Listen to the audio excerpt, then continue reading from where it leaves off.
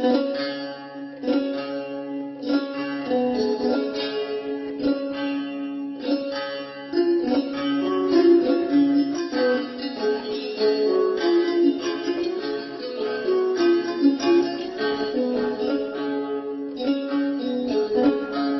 เท่าไหร่แต่ว่าดูตัวจริงเนี่ยสุดยอดสุดยอดกว่าโทเนาะเรากว่าโทยช่วงไหนเลยคนจะเลิกกว่าแล้วมีคู่ที่พ่ายโทดีก็เนาะเมื่อคืนนี้สจเอ็มโดยเต่าธนงศักดิ์วีระดูแลทีมงานของกรรมการชุดมวยไทย7 สีนี่อย่างเต็มพิกัดกันเลยครับตอนนอนในเขตท้องถิ่นของท่านสจเอ็มนะครับที่ดอยเต่าและวันนี้เราก็จะได้เห็นหน้าตาอันหล่อเหลาของกรรมการอีกหนึ่งท่านในสังกัดของมวยไทย7 สีนั่นคืออาจารย์ทวัชรังสิยารม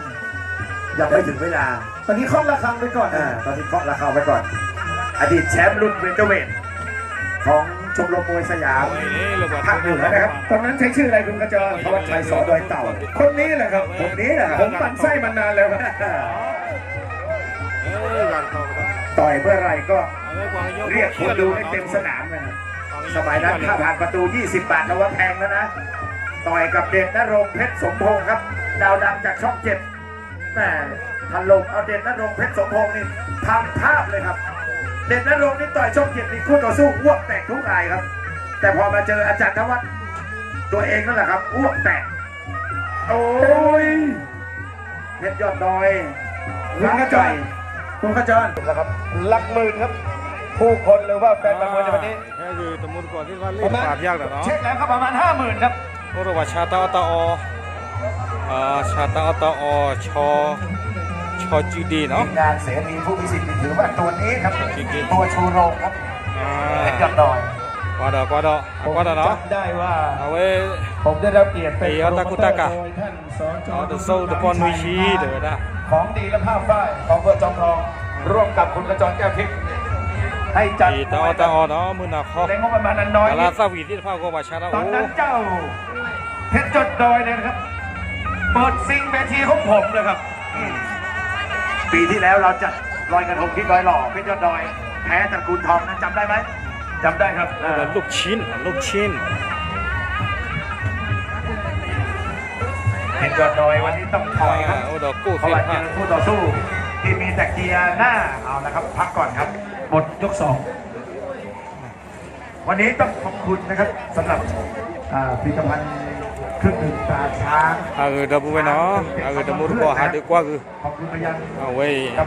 เกี่ยวกับเกี่ยวกับ night market เนาะกระบะแห่งอนาคตทลายทุก night market แล้วก็ขอบคุณไปยังบริษัทตัวว่าอีกขี่เลยนะครับทุกสาขานะครับพร้อมกับสูตรซ่อมทั่วประเทศตลาดไทยเด้อไปหยอกก็โหได้เลย1,000 หน้าหรอเนาะจำกัดข้อพีขอบคุณไปยังนี่เนี่ยตากมุขดูเอา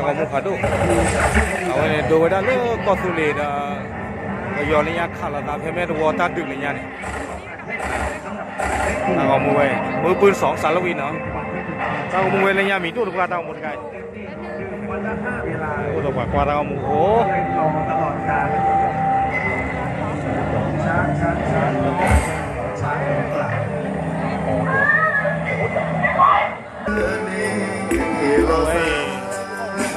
อันนั้นไปทองคำเนาะฝากยอดเก่าเด้อขอทำไปเลยยอผูกเพื่อความวิรัตนาใหญ่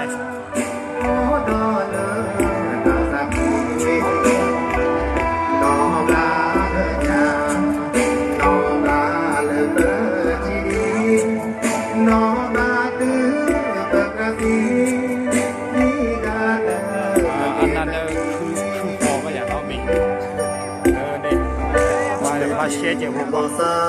มาเลือกสเตทไม่ยากเลยแต่ก็สเตท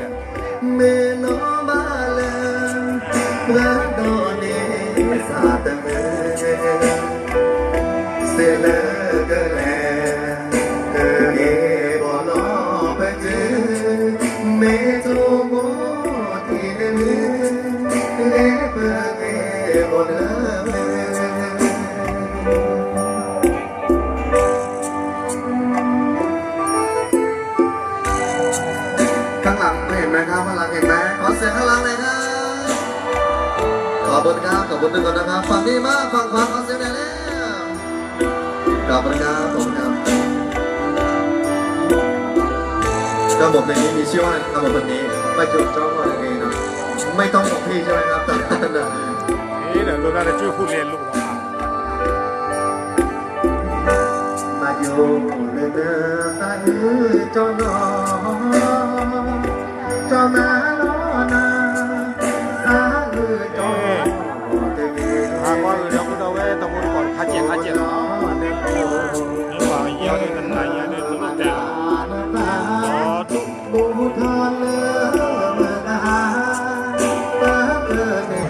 แย่เว้ยนี่ยังแกแฮปปี้นี่อย่าตระมุชิกันพี่ก็ยังชิหรอแต่ว่าลด40 บาทเนาะโอเคเฮ้ยตอนนี้ก็ว่าสูงเท่าร้านตู้หมอตู้ที่พี่ช่วยไม่ตู้หรือเปล่าก่อนก็เจอแล้วครับเอาไว้นี่เห็นว่าเรื่องว่ากูหวังยอเช่หรอป้าเจอแล้วนะใครทำต้องใครว่ากิจมาชิกันเนาะว่ากูเบื่อแต่เลยถ้าใครเบื่อเนาะเดี๋ยววันเล่นนี่เขาไปนี่เลยหนังผีเนาะเพื่อรอมันไม่ขีดวันออกเวอร์ชันนี้เลย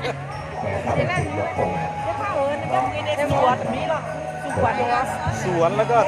หมาเปิดตาในเช็คอ๋อตัวอ๋อEssa doida agora não sei o que. มีตาหนัง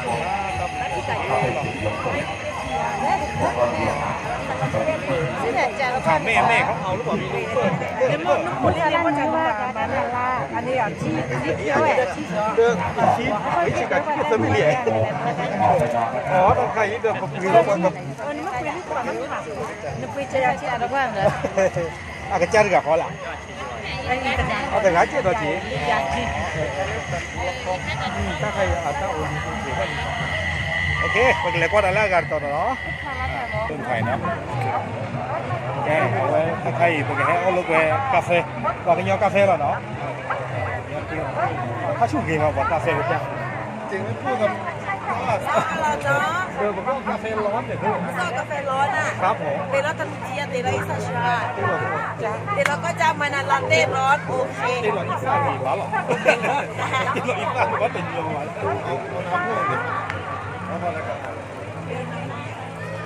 จะกินไหมผมยังไม่ได้แคมราแมนไม่เคยครับ อ๋อยังไม่เคยอ๋อว่าอันนี้เป็นเอสเปรสโซ่ครับไม่เอาเอสเปรสโซ่ตั้งใครอ่ะไม่ไปเลยเจ๊จุ๊ไม่ได้บอกจ้อยชิโนเขาเลยเชียวเจ๊อ๋อเดินมาถ้าชิมหน่อยครับพูดเบาหน่อยถ่ายที่นั่งหน่อยพูดโลบูเนาะโลบูกับนึ่งไม่ยาก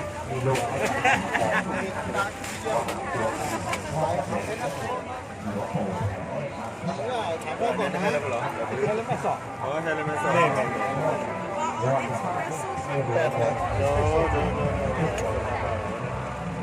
ก็เอาอะไรนะ จ้อลาเต้ร้อนค่ะ แค่เดียวใช่ไหมครับ จ้า เดียวครับเล่นไม่สอบเล่นไม่สอบบุระมาเริ่มเพื่อนเริ่มเพื่อนถามพ่อก่อนถามป้าก่อนป้าไอ้กินไง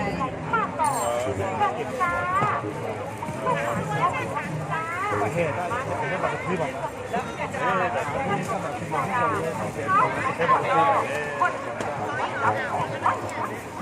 แต่ตลาดแน่นอน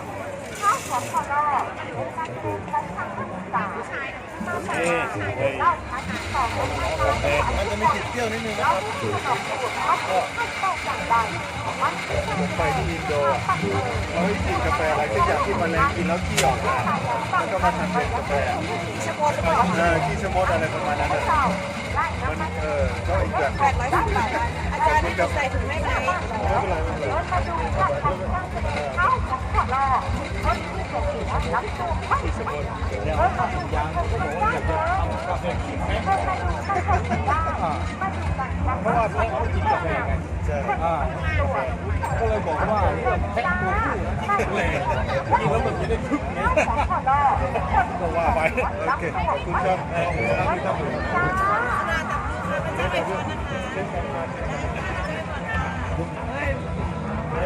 แล้วจะเลือกอุ้งเวลีดูมันก็เอากาแฟหรอมาให้ลูกกาแฟ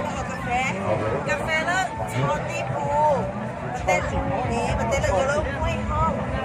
เริ่มไม่ละน้อยมาเลยจ้ะต้องชอบปี กาแฟชิโติห้วยห้องห้วยแกป่าเส้นเดียวกันแต่ว่าห้วยห้องถึงก่อนแล้วก็ห้วยแกป่า อ๋อไม่ใช่ผู้ไก่บ้านเขามีท่า เบ้ชมพิโกธา เขามีคนท่า เบ้ ช้อนคนนั่นน่ะ ขอนมแก้วนี่คุณควรได้ไหม ดูการใช่ไหม ได้นมแก้วใส่ถุงใช่ไหมแก้วกลางใช่ไหม ลมร้อน นมอุ่นใช่ไหมได้เดี๋ยวแป๊บนึงนะ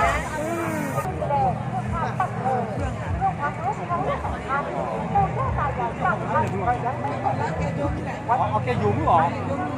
แล้วนี่ดอก ภาคใต้กันแน่เนี่ย อ๋อไม่หรออ๋อภาคใต้ เอามาเลยไปเล่นช่วยซื้อดอกเล่นช่วย ช่วงแต่ไม่กว่ากันเยอะนะเขา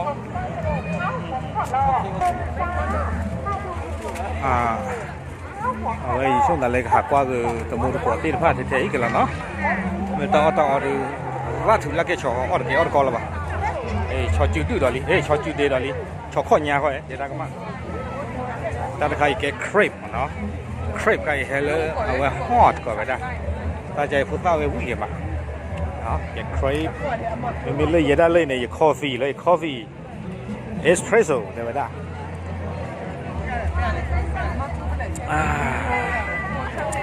โอเค